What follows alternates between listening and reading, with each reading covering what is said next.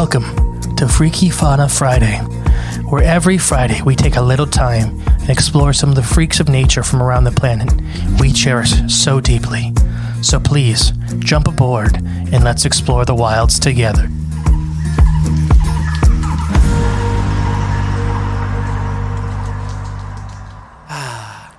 Yes. Welcome back to Freaky Fauna Friday. I just love Fridays.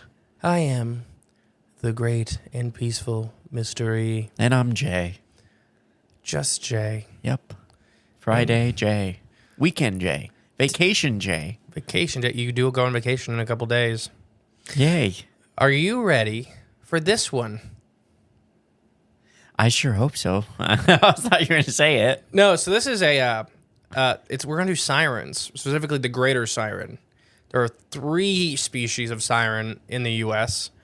That's kind of argued. This ain't. There's I more thought than sirens 3. were the cryptids, like the women that lure you out to No, sea. these are like oxalotls mixed with mermaids. Okay. So they have a big long eel tail, but an oxalotl front with the gilled heads and little front legs. Oh. They're really cool looking. So there's actually 2 or 3 species of dwarf siren, depending on who you talk to. There's lesser sirens and there's greater sirens, which is today we're going to mostly focus on the graters. And there's also a new species called reticulated sirens, Ooh, new? which is a cryptid.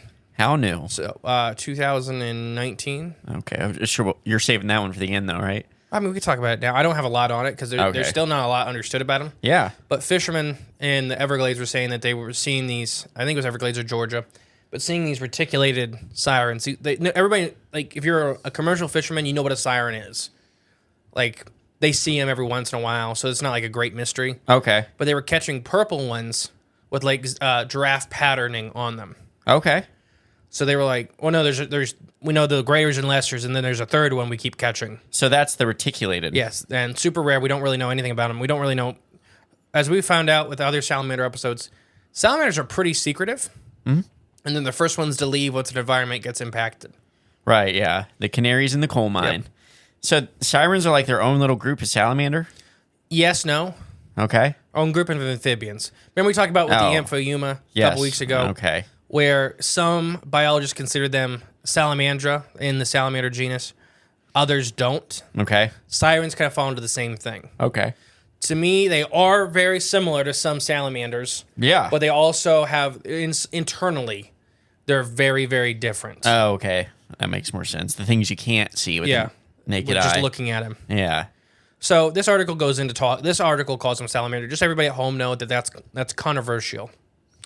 The greater siren is one of 3 members of the siren genus in the classification of reptiles and amphibians. The scientific name for the greater siren is Sirra lactonia. Just means great siren. Okay. Literally roughly translates to great siren or greater siren. Straight translation. These eel-like aquatic salamanders are usually gray or olive green in color, with dark spots along their body, sides, and head. They have light-colored undersides like most salamanders do, and this is like greenish yellow with like blotches or like dashes across it. Okay. They're very cryptic patterned. When we get to where they live, that kind of makes sense. These amphibians have 3 gill slits and external gills on their head and body. The front limbs have 4 toes, and their tail is compressed to a rounded tip like that of an eel. So big, long eel-like tail, oxalotl front. Right, yep. Greater sirens are normally in aquatic environments such as vegetated swamps, ditches, ponds. Literally, in the Everglades, you can catch these guys in any little side hole. Like when you're driving the road, anything that has water in it, you can catch sirens. Same with Amphiuma. Amphiuma and sirens are not closely related whatsoever. But they live in the same... But they are the same. They occupy the same niche. Gotcha. Amphiuma eat a little bit bigger stuff, including sirens, though. Oh. They can be found in large lakes and streams as well. Moving water is not generally a favorite unless it's the really big greater sirens, which they can get very large. So you don't really see the young ones in moving water. They can be anywhere though. Pretty much anywhere in the south with water, you can find them. They really like vegetated swamps. Okay. Are the greater sirens, I'm guessing they're called greater because they're bigger? They're the biggest of the species. And how big are the biggest? We'll get to there. Okay. The habitat range of these species include the eastern and southern United States, along the Atlantic and Gulf Plain coast as well. So it's called the Atlantic Slope and the Gulf Slope. They can be found anywhere in there. Okay. their range has been greatly decimated. So we kind of have isolated little pocket populations. So I believe it was in North Carolina, they found one like in a historic range, like 500-600 miles outside of their living day range. Their current range, yeah. They found a bunch of them in one swamp Oh, because they just happened to survive right. everything. They made it there. Yeah. Greater Sirens have been given the controversial status of least concerned by the red list. Okay. So they're on the list, but they're They've hopped around spots. right. Yeah. And it's with understanding because they used to all be one species. And like there's dwarf sirens that only get to be like half a foot long. But I don't personally agree with the standing of the red list. I think in the next couple years it will be probably reassessed and changed a little bit. Because where they still are, they can be very abundant. Right. So you can go to like the Everglades, I keep bringing up. But when you go to the Everglades and you do these nets for them, sometimes they literally come up, you can't pick them up with how many greater sirens are in them. Yeah. But their historic range has been decimated. It used to be much wider. Yeah. Or more broad. Yeah. These are technically, depending on who you talk to, salamanders. And they're the genus Siren family, and that's the Cyanidae or Sirenidae family. They are the largest among the Siren genus. And now here's another argued one. We talked about with the three-toed Amphiuma last week, or a couple weeks ago.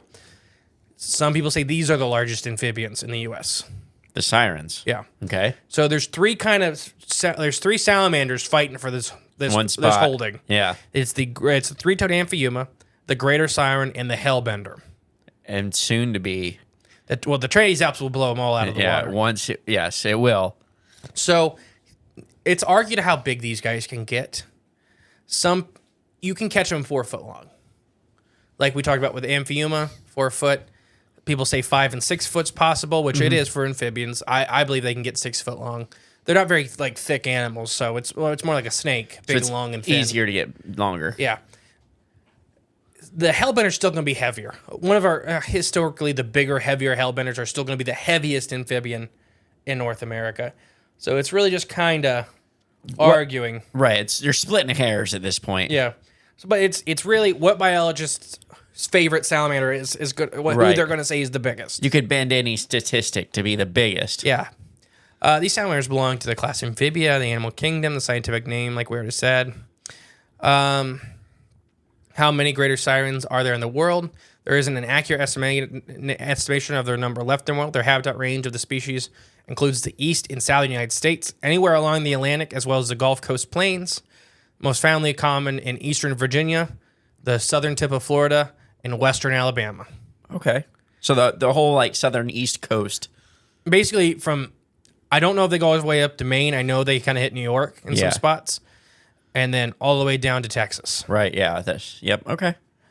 And they could be found in much bigger. They're just gone. Like a bunch of their range are gone.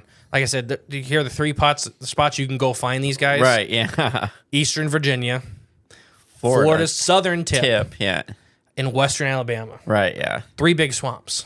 Okay, gotcha. That's what it is. Yeah. It's the 3 big swamps that are kind of left. Okay.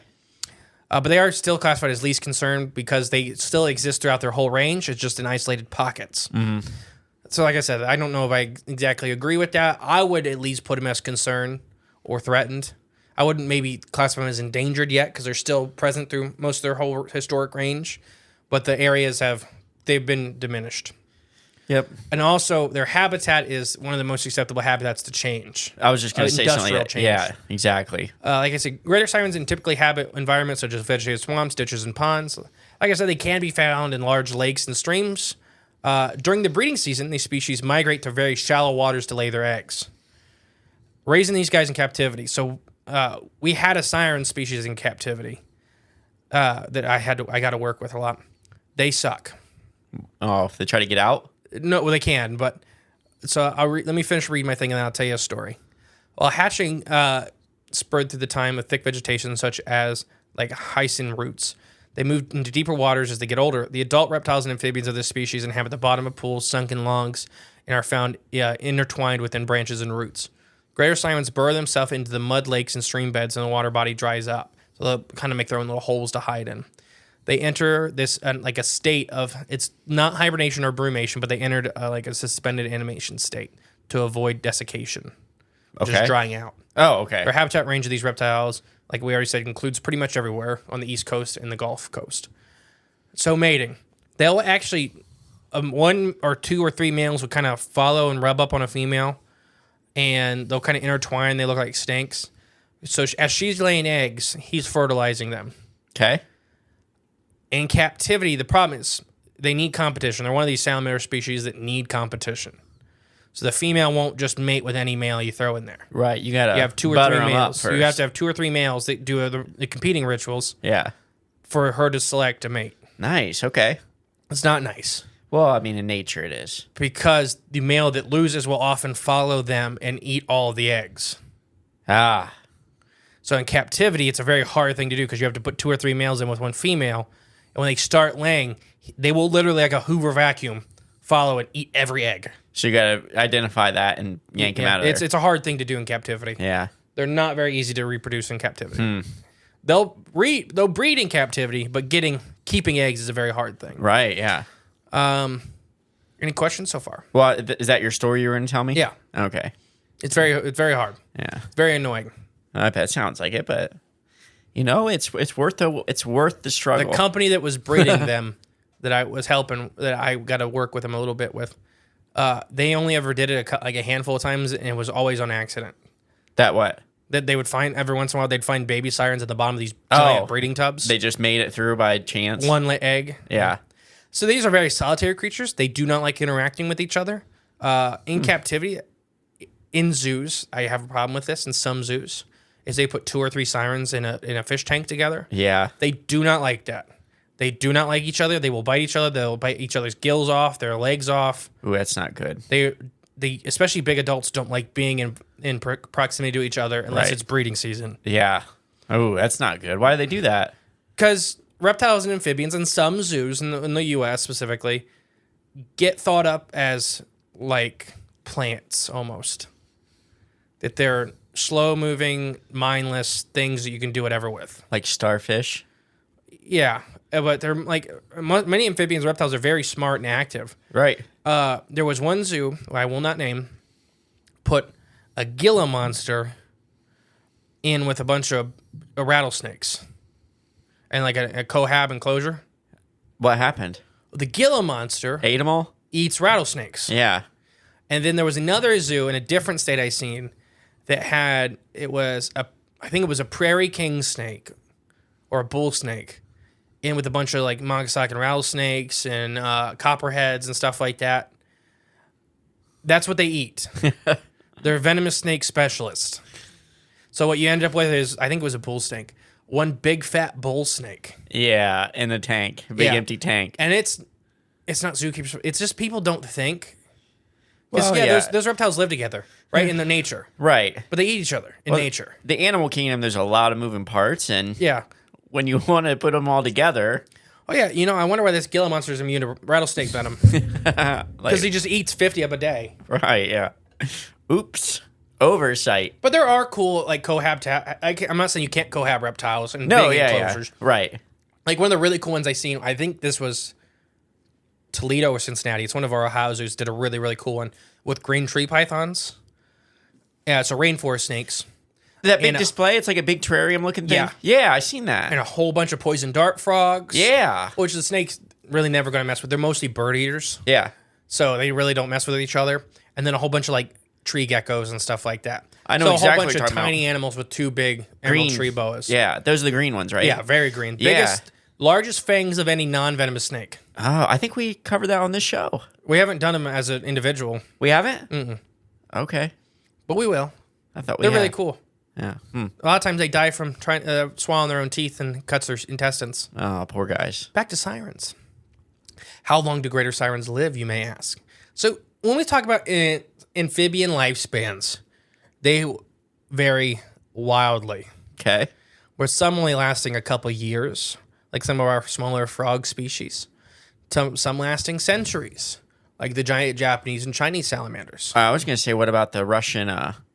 The olm. The olm, yeah. Well, the one olm's only laid eggs one time in 75 years, and they never seen a male. So Yeah. they really don't. We'll do an episode on olms too. We should just start calling the show Fascinating Amphibian Fridays, but I'll think of a word. There's one in there, I'm sure. But yeah, greater sirens in captivity have we've seen these amphibians reach 25 to 30 years old in captivity. In the wild, there's absolutely no telling because they have undetermined growth rate. So what that means is they don't grow annually averagely. Right. If there's a good year of food abundance, they'll get bigger faster. So you can't just catch a 4 or 5 foot long siren and be like, well, that's 30 years old. Aren't most reptiles like that? Amphibians and reptiles, Yeah. yes. Yeah, that's what I meant. Yep. You knew what I meant. They can lay anywhere between 100 and 500 eggs in a single clutch. That's normally done in early May, even in April in some parts of the country. So they like to do it when the water's still kind of cool. But yeah, these guys are really cool. Any questions so far? Yeah, I'm these scrolling. guys. I know. No, just another fact. Yeah, these guys are really cool. They actually communicate with each other. These amphibians use their auxiliary olfactory organ to detect prey, but they also use this to sense their environment and vibrations with a lateral line like fish. Okay, on the side. So much more primitive when we talk about, basal vertebrates. Right, yeah. These guys actually have a lateral line like fish. And I believe the Amphiuma does too, which just that same thing where you see that not close related, evolving similar things to do the same job. They also have dense arrays of neuromastile, which is in their head, which helps them pick up the disturbances in electromagnetic fields. Like a shark? Like a shark. Oh, wow. So they can actually feel electrical fields. Wow. This sense is a vision. It's like secondary vision. Due to their very small eyes, they don't see very good. And most of the time they're living in very turbid water, muddy water. Okay. So their eyes even don't do anything. And half the time they're living in these environments. So they use this electrical sense to move around. And they can actually sense each other. They can, they can tell individual animals apart and stuff like that. These guys also produce several sounds to intimidate predators. Ooh. Like mud snakes and alligators, which mud snakes specialize in eating amphibians. Okay. They're extremely hard to keep in captivity. They're very pretty. They're black and red. They look super, super deadly, completely harmless. Oh. They're called mud snakes? Yeah, because they live in the mud. Okay. Literally, they'll bury in the mud because these guys live in the mud. Can you get those as like a pet? Yes. Nice. But you have to have access to tadpoles most of the time for captivity. To eat They them? only eat amphibians. Oh, okay. They only eat amphibians. Very, very rarely I've heard of people in captivity get them to switch on to fish. Yeah. It's hard to do. I'm just thinking, go to that one dude's house that captured all them frog eggs and put them in his backyard There you pool. go. They would, yeah. But field day. So these sounds include croaking, hissing, duck sounds, and even yelps, like that of a green tree frog. Wow. So they make all kinds of sounds. No vocal cords. They have a lung, and they kind of squeeze their body to make sounds like a bagpipe, That's pretty cool. just like the Amphiuma. Yeah. Duck sounds, hissing, the barks and the yelps. Like literally they go like, ah! Like you step on one and they go, ah! Yeah. It scares the heck out of you in the middle of the swamp, in the middle of the night. I bet. And you step on one and there's a guy going, ah! Yeah. I guarantee these have been responsible for some like B-class Bigfoot encounters. Ooh, the sirens. Yeah, 'cause is that they what go- they're called, sirens? Yeah, because they make all kinds of noises. Right, yeah. Like I said, how big do they get? There's not a really good estimate on it. 38 inches is, I think, our biggest in captivity that we have accurate measurements that I could find. There are some zoos around the world that say that they have ones that are hitting 40 and 45 inches. I think they get bigger than that. But yeah, What if the Trinity's Alps salamander was a siren? it didn't look like a siren. Oh, okay.